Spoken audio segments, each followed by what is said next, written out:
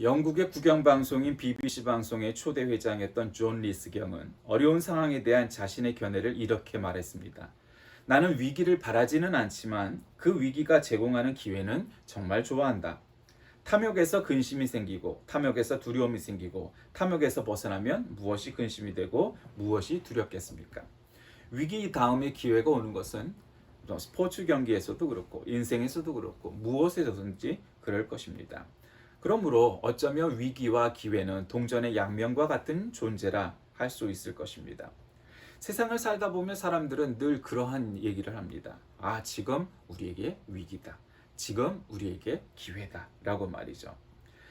예전의 사람들도 마찬가지였습니다. 오늘 본문 말씀에 나온 마가복음 13장은 이제 제자들이 예수님을 만나서 어느 정도 가까워지고 막 예수님의 기적도 보고 뭐 예수님의 말씀도 듣고 생활을 시작한 지 좀 된 상태입니다. 그래 놓고 제자들이 이제 묻습니다. 아, 종말의 때는 어떨 것 같으며 지금 이 건물이 정말 벽돌로 아주 그냥 돌들로 잘 지어진 건물인데 이 건물은 대단합니다. 이 건물들이 대단하지 않습니까? 그랬더니 예수님은 그 돌 하나도 돌이 남지 않고 다 무너진다. 뭐 이런 말씀을 하시고 뭐 그러면서 하고 있는 겁니다. 오늘 이 본장은 이스라엘의 멸망과 세상 종말에 있을 사건을 아주 복합적으로 다루고 있기 때문에 사실은 굉장히 심플하지 않고 또 한 면만 얘기하기도 어렵고 그렇습니다. 그래서 저는 오늘 이 말씀을 중심으로 재림의 징조 이런 제목으로 말씀을 나누고자 합니다. 마지막 날에 우리가 어떤 일을 겪을 것이냐, 뭐 요한계시록에 묵시문학이니까 거기에 많이 나와 있죠. 그리고 뿐만 아니라 뭐 이사야서라든가 예레미야라든가 뭐 그런 그 구약의 예언서에서도 뭐 많이 나와 있습니다만 복음서에서도 그런 내용들이 담겨져 있죠. 세상의 종말의 때가 어떻게 올 것인가. 근데 우리가 성경에 나와 있는 이 말들로 모든 걸 다 아주 뚜렷이 알 수는 없습니다. 다만 중요한 건 이런 거죠. 되게 복음주의, 보수주의 계열들의 교회와 신학은 세상은 점점 악해지고 나빠질 것이다. 이런 전망을 주로 하죠. 그리고 이제 진보주의 혹은 자유주의 계열의 교회와 신학들은 그렇지 않다. 그래도 나아지는 것이 있다. 뭐 이런 전망을 합니다.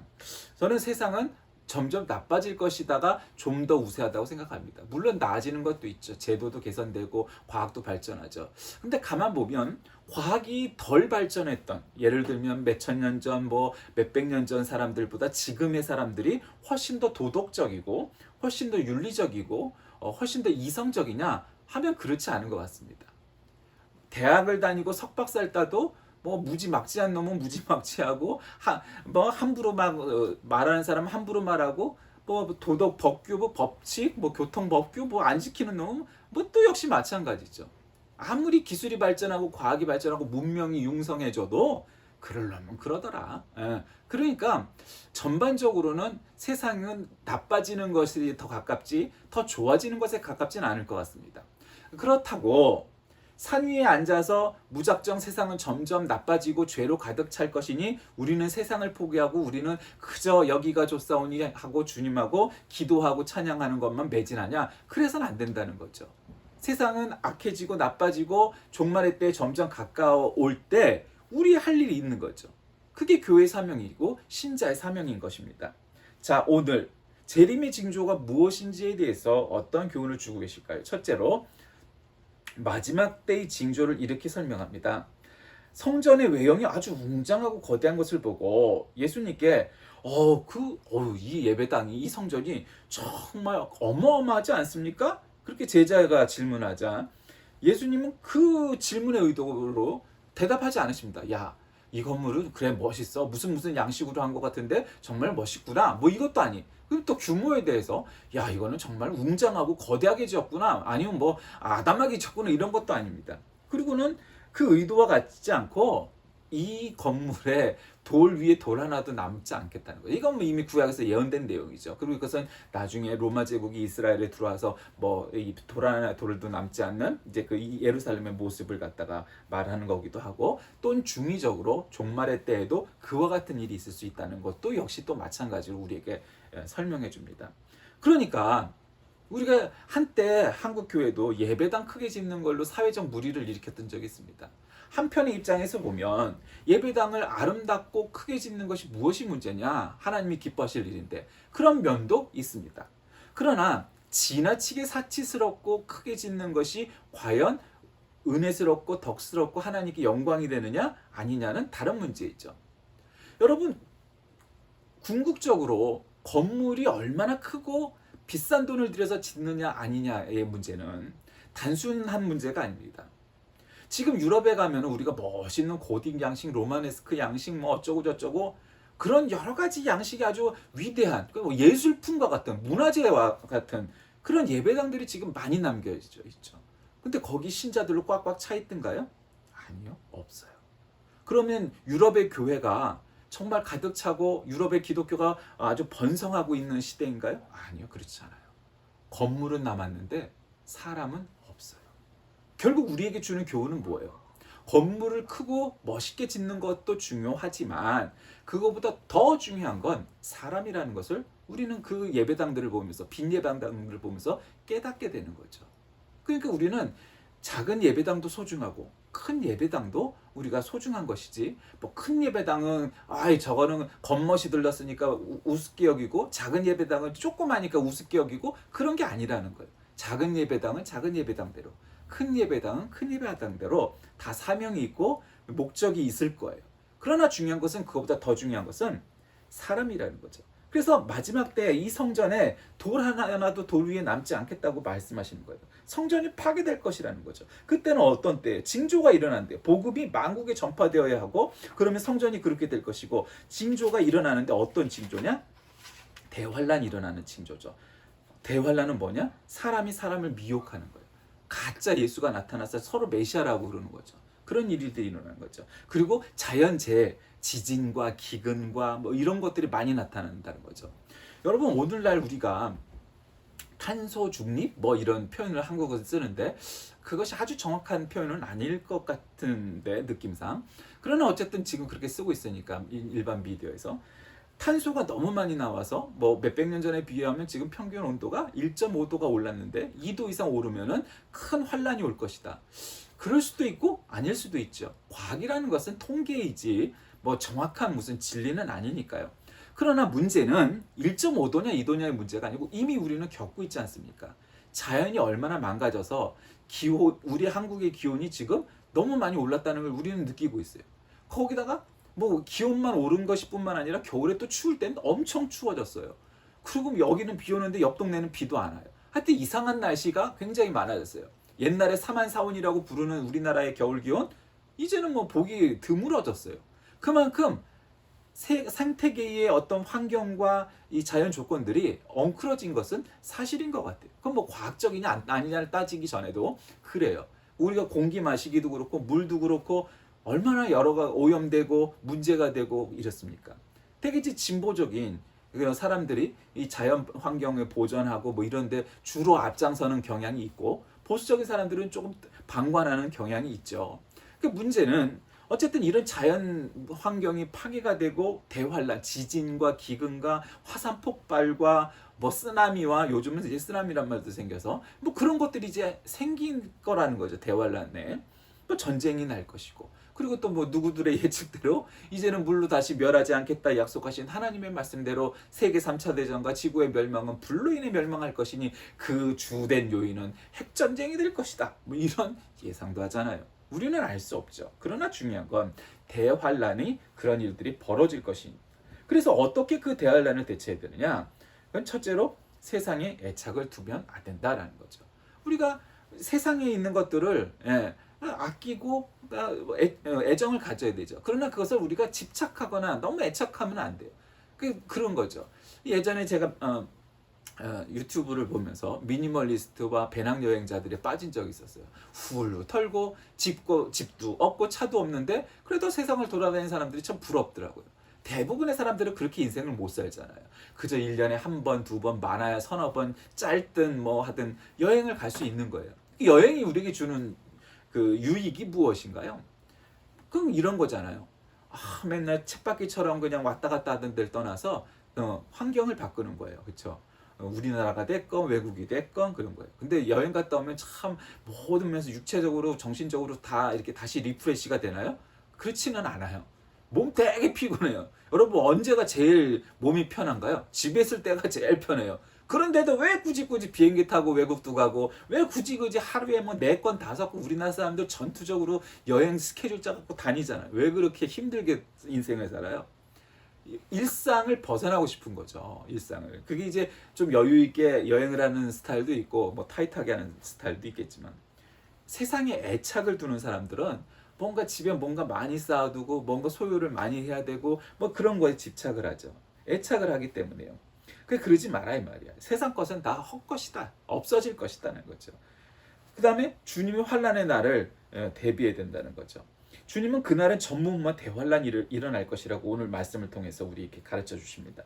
환란의 날에 모든 육체가 구원을 얻을 수 없다. 그러나 주님께서 택한 백성들은 그 날들을 감해 주신다. 그러니까 뛰어넘게 해 주신다. 그러므로 하나님의 자비와 하나님의 보살핌으로 택함을 받은 백성들은 구원을 받을 것이다. 그리고 거짓 무리들을 경계하라. 이런 것을 하죠. 그러면 재림에 대한 자세를 우리에게 어떻게 가르쳐 주시냐? 자연계의 환경 뭐 이런 것이 무너지고 지진과 뭐 환란과 뭐 폭발과 뭐 이런 것들이 많이 벌어지고 있죠.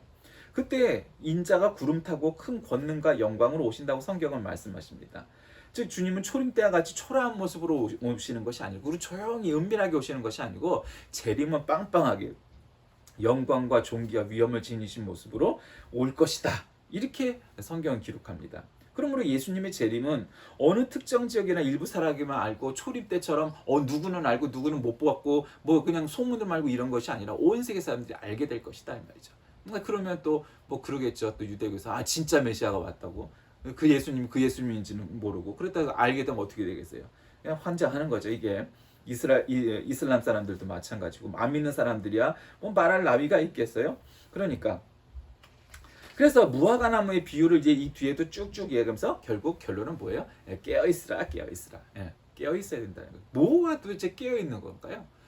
여러분, 우리가 정확히 알아야 되는 것은 일단은 지식적으로, 그다음에 영적으로, 그다음에 이제 사회 경험적으로 모든 면에서의 그런 통찰들을 갖고 있어야 돼요. 그러니까 첫째로 지식은 공부한 양이죠. 책도 읽고 또 모든 요즘은 인터넷이 워낙 발전한 시대니까 책을 안 보더라도 인터넷에 다 나와 있어요. 역사에 대해서, 언어에 대해서, 문학에 대해서, 뭐 정치에 대해서, 문화에 대해서, 뭐 성경에 대해서 말할 것도 없고요. 뭐 그런 것들 다 나와 있어요.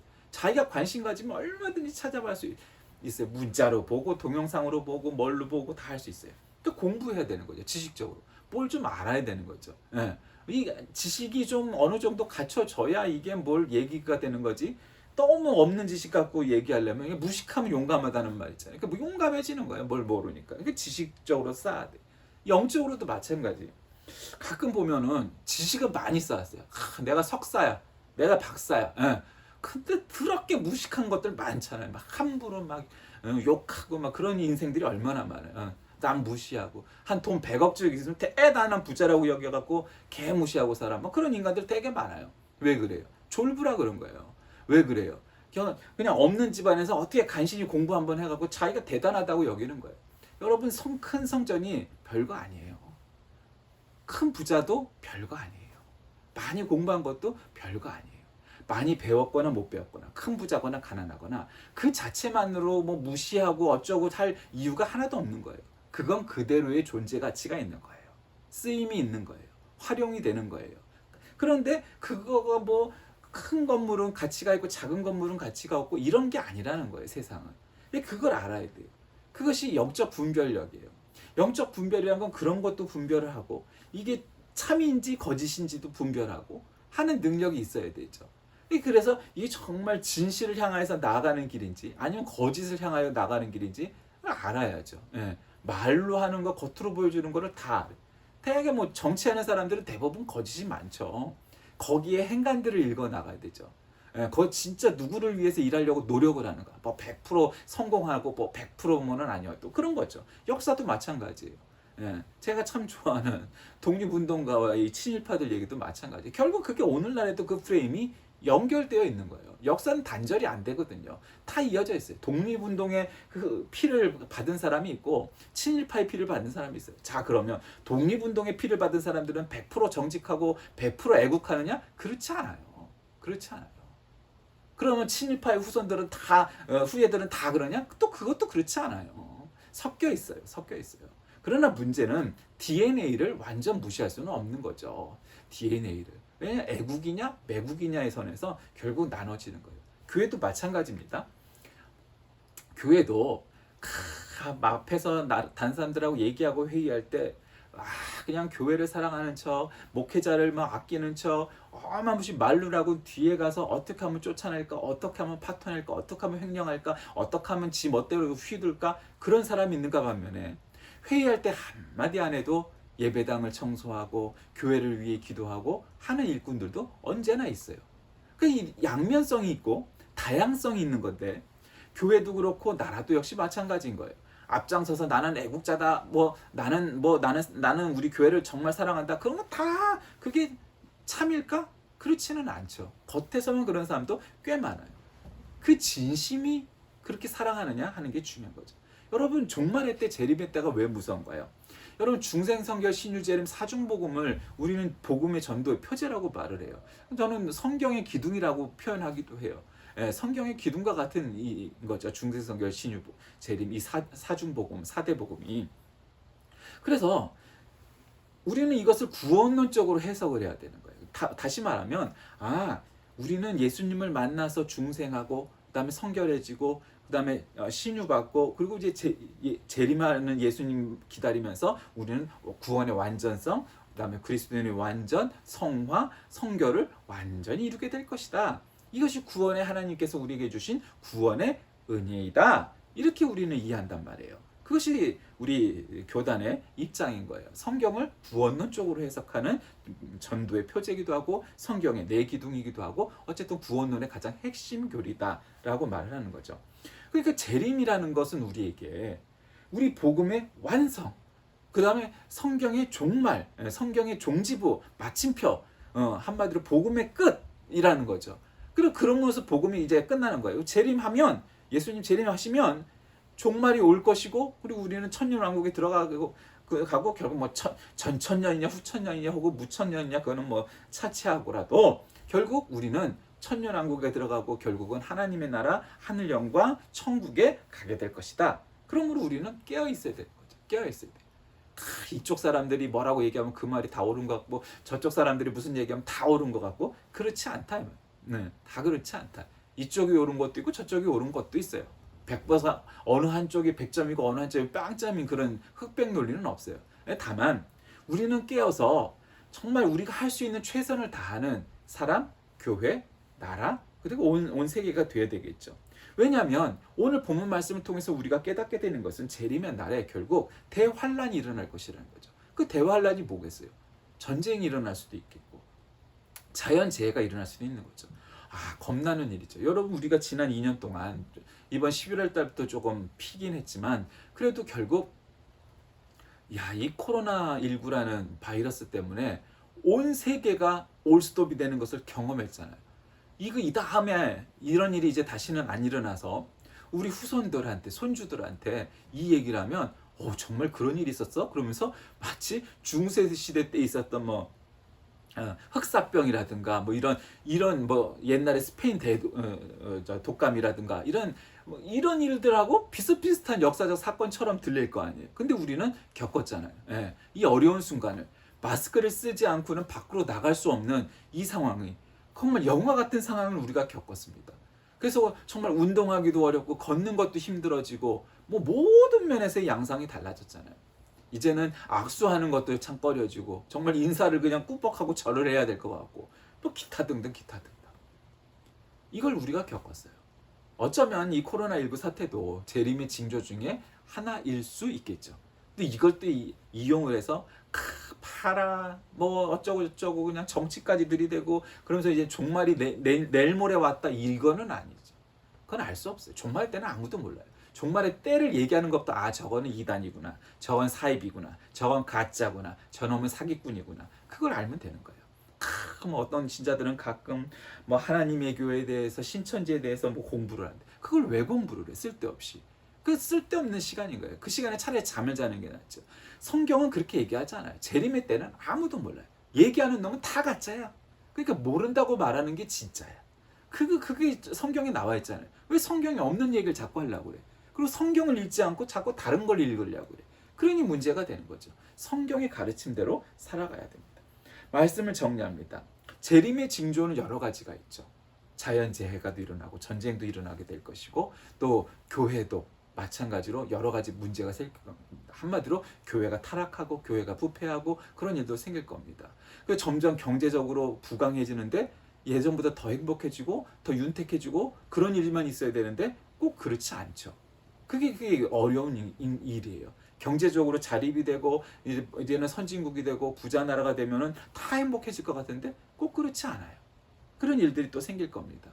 그 다음에 문명이 발달하고 과학이 발전했는데 그럼 모든 것이 다 잘 굴러가고 합리적으로 이성적으로 세상이 변할 것 같은데 그런 면도 있지만 아닌 면도 굉장히 많죠. 그리고 이전엔 나타나지 않았던 불상사들, 문제점들, 다툼들, 다른 점들이 이제는 막 자기 주장대로 그냥 많이 얘기하는 그런 시대가 돼버리는 거예요. 여러 가지 분야에서. 예전에는 듣도 보도 못한 문제들이 발생하게 됩니다. 오늘날 우리가 겪는 문제들의 상당수는 이전 세기에는 겪어보지 못했던 문제들이 많이 있죠. 감히 말하지 못했던 것들도 대놓고 막 주장하고 이제 그런 시대가 돼버리는 거예요. 그러니 재림의 징조는 다양하게 다가올 겁니다. 그래서 인간이 느끼기에는 이것은 큰 환난이다, 큰 문제다, 큰 시험이다 이렇게 느끼는 일들이 생길 겁니다. 문제는 그조차도 느끼지 못하는데 문제가 있을 거죠. 문제가 생겨도 깨닫지 못하는 것이 말입니다. 신자들은 그럼에도 불구하고 낙심할 필요가 없습니다. 오히려 그 소식들이 어떤 측면에서는 그것이 기쁜 소식일 겁니다. 왜냐하면 주님 오실 날이 가까이 왔다는 증거이기 때문입니다. 우리는 주님께서 이 마가복음의 오늘 이 본장을 통해서 말씀하신 재림에 관한 것을 분명히 기억해야 하고 합당한 준비를 해야 됩니다. 어떠한 핍박과 어려움과 문제가 생길지라도 낙심하거나 쉽게 동요하지 말고 믿음과 인내로 이 어려움을 극복하고 견인해 나가는 성도가 된다면 결국 재림의 종말에 우리는 모두 구원받을 것입니다.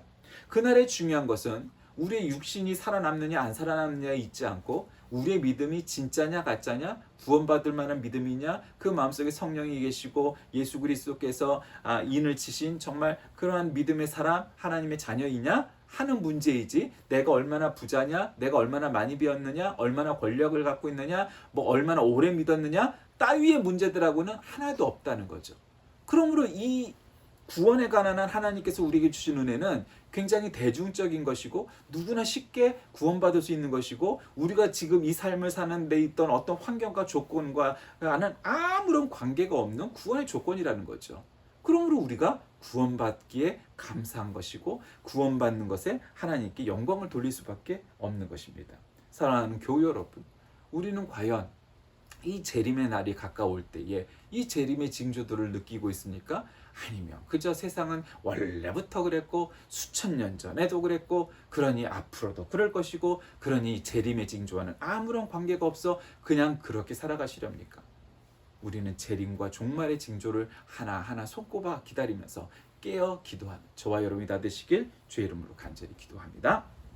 하나님 아버지 감사합니다. 오늘 이 마가복음의 본문을 통해서 재림의 날에 올 문제들에 대해서 주님은 우리에게 가르치셨습니다. 제자들도 다 깨닫지 못했고 저희도 역시 마찬가지입니다. 어떤 사람들은 너무 낙관적으로 아직도 재림과 종말의 날이 멀었다고 생각을 해서 대비할 생각을 않고 또 어떤 사람들은 너무 급박하기 때문에 또다시 너무 급속도로 준비를 하려 합니다.